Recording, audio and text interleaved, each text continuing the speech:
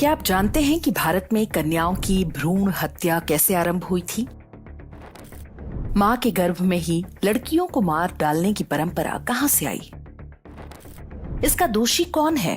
भारत का पितृसत्तात्मक समाज, भारतीय संस्कृति या कोई और?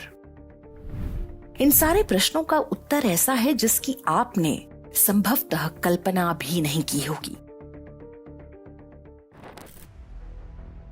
1950 और 60 के दशक में पश्चिमी देशों के प्रतिष्ठित मेडिकल जर्नलों में कई ऐसे लेख प्रकाशित हुए जिनमें चिंता जताई जा रही थी कि विश्व में गोरे यूरोपीय लोगों की संख्या सांवले और काले लोगों के अनुपात में कम हो रही है।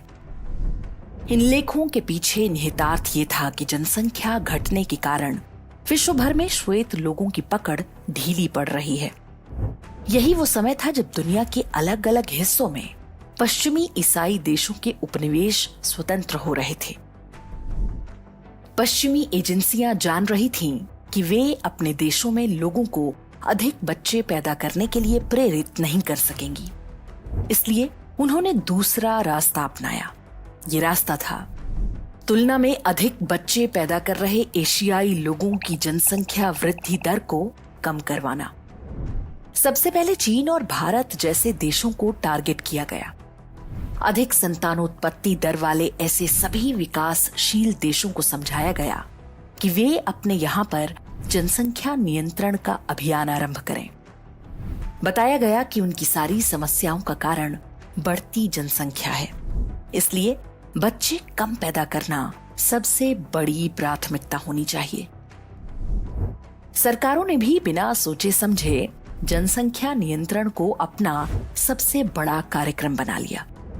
इसके लिए उन्हें मोटी फंडिंग मिल रही थी। भारत ही नहीं, चीन जैसा देश भी इस झांसे में फंस गया।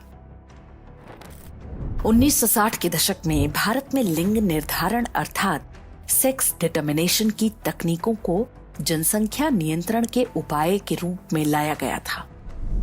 जैसे ही पता चलता कि गर्भ में पल रहा शिशु कन्या है, तो डॉक्टर स्वयं माता पिता को समझाते कि वे गर्भपात करवा लें। इसी दौरान बदनाम अमेरिकी संस्था रॉकफेलर फाउंडेशन के एनजीओ पॉपुलेशन काउंसिल के प्रमुख शेल्डन सीगल को भारत भेजा गया। सीगल की पहचान गर्भ निरोधक उपायों के विशेषज्ञ के रूप में थी। भारत सरकार ने उसे परिवार नियोजन विभाग के निदेशक बीएल रैना का सलाहकार बना दिया। भारत सरकार ने जनसंख्या नीति बनाने का काम एक प्रकार से अमेरिकी संस्था को आउटसोर्स कर दिया। रॉकफेलर के अलावा एक अन्य अमेरिकी प्रभुत्ववादी संस्था फोर्ड फाउंडेशन भी इस अभियान में भागीदार थी। ये दोनों ही फाउंडेशन अमेरिकी खुफिया एजेंसी CIA से जुड़े हुए हैं। किसी समाज में कितने लड़के पैदा होते हैं ये उतना महत्वपूर्ण नहीं है जितना लड़कियों का जन्म। यदि लड़कियों को पैदा ना होने दिया जाए तो जनसंख्या वृद्धि स्वतः ही रुक जाएगी। अमेरिकी नीति निर्माताओं ने अपनी सारी योजनाएं इसी विचार के आधार पर बनाई। अमेरिकी पत्रकार मारा हवेस्टेनडाल ने इस षड्यंत्र को उजागर करते हुए एक पुस्तक लिखी है जिसका नाम है unnatural selection, choosing boys over girls and the consequences of a world full of main. पुस्तक के चौथे अध्याय द डॉक्टर में बताया गया है कि कैसे 60 और 70 के दशक में दिल्ली के बड़े अस्पतालों में एमनियोसेंटेसिस नामक चिकित्सकीय विधि से गर्भ में पल रहे शिशु का लिंग पता किया जा रहा था। इसका परिणाम था कि इन अस्पतालों में पैदा हो रहे हर 10 में से 7 बच्चा लड़का था। 70 के दशक के आरंभ में भारत में अल्ट्रासाउंड मशीनें आनी शुरू हुईं। अन्य सभी मेडिकल सुविधाओं के लिए भारत एक गरीब देश था, लेकिन अल्ट्रासाउंड मशीनें लाने में धन की कोई कमी नहीं हुई। अमेरिकी एजेंसियों से लेकर UN तक की संस्थाओं ने इसमें सहायता की। वर्ष 1971 में सरकार ने मेडिकल टर्मिनेशन ऑफ प्रेगनेंसी यानी MTP एक्ट बनाकर गर्भपात को वैध बना दिया। इसके बाद कन्या भ्रूण हत्याओं का जो अभियान आरंभ हुआ, उसे भारत का सबसे बड़ा नरसंहार कहा जाए तो अनुचित नहीं होगा।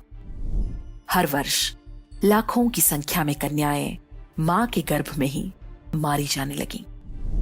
सरकारी अस्पतालों के डॉक्टर स्वयं लोगों को अल्ट्रासाउंड कराने और गर्भपात कराने की सलाह देते थे।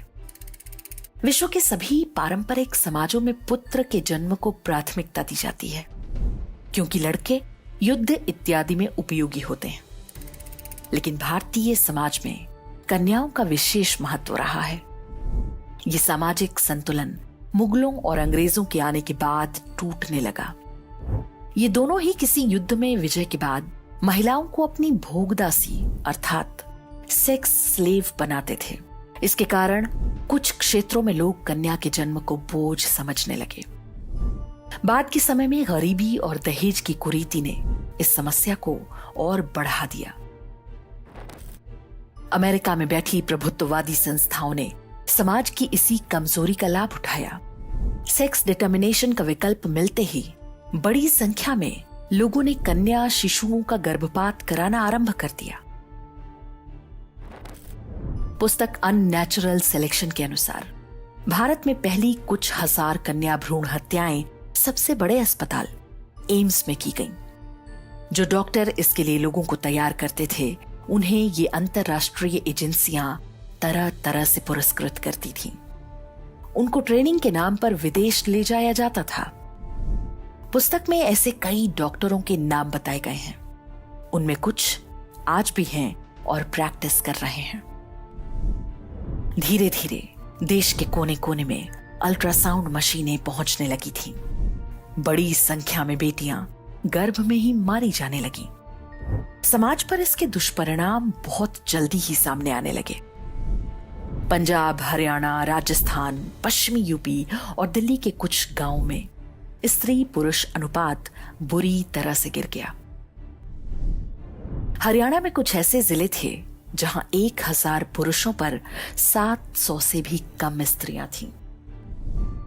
स्थिति जब भयावह होने लगी तो इसका सारा दोष भारतीय समाज और संस्कृति पर डाल दिया गया। वामपंथियों ने कन्या भ्रूण हत्या का कारण हिंदू धर्म ग्रंथों में ढूंढना आरंभ कर दिया। अल्ट्रासाउंड मशीनें लाने वाली संस्थाओं, जन्म से पहले बच्चे का लिंग पता करने और कन्याओं की भ्रूण हत्या की सिफारिश करने वाले लालची डॉक्टरों और सबसे बढ़कर ऐसी नीतियां बनाने वालों का पाप किसी को पता ही नहीं चलने पाया। जिस समय भारत में ये सब हो रहा था, ठीक उसी समय चीन में और भी बुरा हाल था। पुस्तक अननेचुरल सिलेक्शन में बताया गया है कि चीन के कुछ शहरों में 100 लड़कियों पर 160 से अधिक लड़के पैदा हो रहे थे। चीन में भी ये काम जनसंख्या नियंत्रण के नाम पर हो रहा था। अनुमान लगाया गया है कि पूरे एशिया में 4 दशक में 16 करोड़ से अधिक कन्याओं की मां के गर्भ में हत्या की गई। वर्ष 1994 में भारत सरकार ने प्रसव पूर्व लिंग परीक्षण पर रोक लगा दी। इसके बाद स्थितियों में धीरे धीरे सुधार आरंभ हुआ। यहां एक प्रश्न उठता है कि जो शक्तियां गैर श्वेत या नॉन वाइट जनसंख्या को कम करना चाहती हैं, उन्होंने क्या केवल एक ही उपाय किया होगा? भारत में बिक रही विदेशी दवाओं, बेबी फूड सप्लीमेंट्स और टीकाकरण इत्यादि के दीर्घकालिक प्रभावों पर क्या कभी कोई गंभीर अध्ययन हुआ? जो फूड हैबिट हम पर थोपा जा रहा है, उसका क्या प्रभाव पड़ रहा है? नेस्ले जैसी कंपनियां किस योजना के अंतर्गत नवजात बच्चों के दूध में प्रोसेस्ड शुगर मिला रही थीं? बॉर्नवीटा और केलॉग्स जैसी कंपनियां हेल्थ फूड बताकर जो बेच रही हैं, वो हमें कहीं अंदर से खोखला तो नहीं कर रहा? बीते कुछ दशकों में भारत में जिस प्रकार से मिसकैरेज, अधिकतर ऑपरेशन से बच्चों का जन्म और प्री मैच्योर डिलीवरी के केस बढ़े हैं, क्या वे सामान्य हैं? प्रजनन दर अर्थात फर्टिलिटी रेट में आ रही तेज गिरावट के कारणों की क्या कभी कोई समीक्षा की गई? हमें समझना होगा कि अमेरिका और यूरोप की कथित शोध संस्थाएं जो कुछ भी बताती हैं, उस पर आंख मूंद कर विश्वास नहीं कर सकते। उनके लिए हम एक उपनिवेश से अधिक कुछ नहीं है। वे कभी हमारा भला नहीं चाहते। भारत में बनने वाली दवाओं और आयुर्वेद पर आए दिन होने वाले हमले अनायास नहीं हैं। कोविड की जो वैक्सीन भारत में बनाई गई, उनके विरुद्ध चल रहा अंतर्राष्ट्रीय अभियान भी उसी का हिस्सा है। भारतीय खान पान की वस्तुओं के विरुद्ध होने वाले दुष्प्रचार के पीछे कौन है, ये समझना भी बहुत कठिन नहीं। भारत लंबे समय तक विदेशी दवा कंपनियों के लिए गिनी पिग की तरह रहा है। आगे ऐसा ना होने पाए, इसके लिए सरकारों और जनता को अधिक सतर्क रहना होगा। भोजन और स्वास्थ्य जैसे संवेदनशील विषयों में विदेशी एजेंसियों की चैरिटी को हमेशा संदेह की दृष्टि से देखना चाहिए और पूरी जांच पड़ताल के बाद ही उसे स्वीकार करना चाहिए। अनजाने में ही सही, किंतु एक समाज के रूप में हम पर करोड़ों कन्याओं की हत्या का पाप है। ये देखना होगा कि अलग तरीकों से वे नरसंहार आज भी तो नहीं चल रहा। भारतीय समाज और संस्कृति में कन्याओं को देवी का रूप माना जाता है। यह हमारा उत्तरदायित्व है कि पश्चिमी मजहबी शक्तियां अब उन पर कोई कुदृष्टि ना डालने पाए।